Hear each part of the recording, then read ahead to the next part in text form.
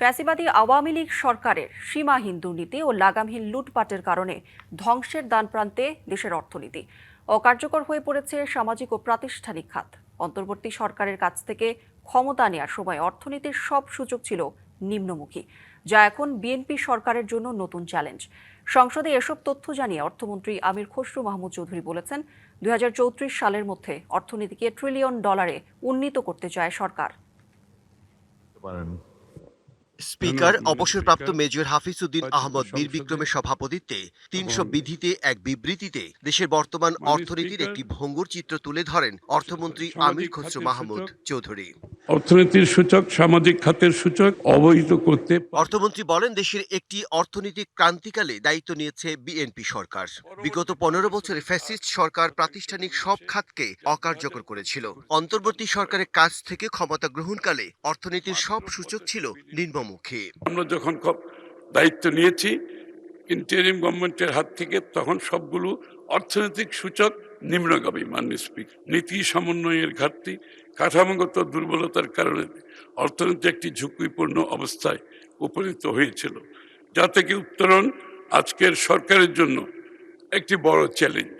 অর্থমন্ত্রী বলেন, দুর্নীতি আর দুঃশাসনের ফলে সাধারণ মানুষের ক্রয় ক্ষমতা কমেছে এবং বেড়েছে ব্যয়। বাজার কারসাজির বিরুদ্ধে কঠোর ব্যবস্থা নেবে সরকার। অভিজ্ঞতার উত্তরাধিকার ধারণ করে আমরা আজ আবার বাংলাদেশের অর্থনীতিকে 200-র বেশি সার্ভিস ও ফিচারে লেনদেনের সব বিকাশ অ্যাপে সম্ভব।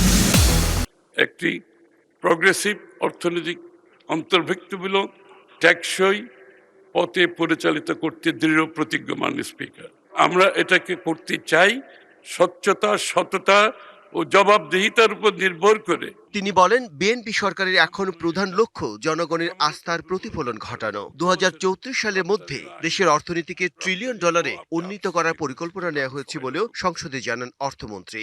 জনগণকে দেওয়া নির্বাচনী প্রতিশ্রুতির বাস্তবায়ন, 2034 সালের মধ্যে $1 ট্রিলিয়ন অর্থনীতিতে পরিণত করা, যা অর্জনে অর্থনীতির কাঠামোগত দুর্বলতা নিরসন, সুশাসন নিশ্চিত করা, ব্যবসার পরিবেশ উন্নয়নের মাধ্যমে বিনিয়োগ, উৎপাদনশীল কর্মসংস্থান বৃদ্ধির লক্ষ্যে সুনির্দিষ্ট কর্ম পরিকল্পনা গ্রহণ করা হচ্ছে। মূল্য সংযোজন কর ও সম্পূরক শুল্ক সংশোধন বিল ছাড়াও নারায়ণগঞ্জ, বরিশাল, ময়মনসিংহ, রংপুর উন্নয়ন কর্তৃপক্ষ বিল, বাংলাদেশ শিল্পকলা একাডেমি সংশোধন বিল এবং বাংলাদেশ বনশিল্প উন্নয়ন কর্পোরেশন বিল সংসদে পাশ হয়েছে। জয়যুক্ত হয়েছে। অতএব সংসদে উত্থাপিত আকারে। Bijan Kumar Das, DBC news, Dhaka.